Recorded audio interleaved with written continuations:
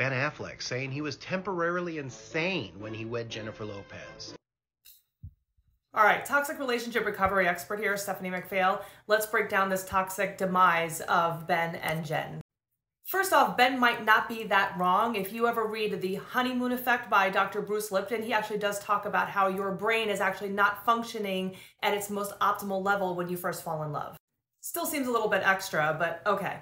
The other thing is that what I find with clients a lot is that after they've ended one toxic relationship, they don't do the work and then they reconnect with someone from childhood. And in this case, Ben and Jen were an item 20 years ago and were engaged. And I think the public was definitely very upset over them ending their engagement. And when they met, things weren't really going well for them, so it seemed kind of romantic for them to end up being back together.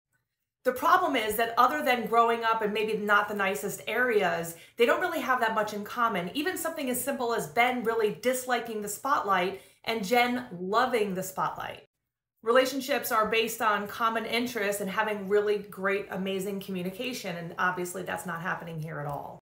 And although Ben does say that he's got some RBF, I just think he's not as good at hiding his frustrations as Jennifer is, where she's very good at putting on a mask, a show for her people, except now it's becoming more real because we're seeing them actually fighting in public. And of course, they can't hide the fact anymore that their mansion's been on the market for 2 weeks. They're looking at a significant loss, and even though they're rich and they have a lot of money, people don't want to lose money. So they're definitely not very happy with each other if they are willing to sell their mansion and Ben is living in a place in Brentwood. And although as of right now, they're both wearing their wedding rings, the writing's on the wall. This is not a marriage that is going in the right direction.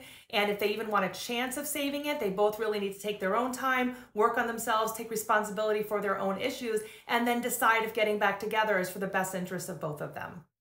But they really both are just very different people. And so we don't want to get into a relationship to change the other person. So the best thing they could do is to be able to let go.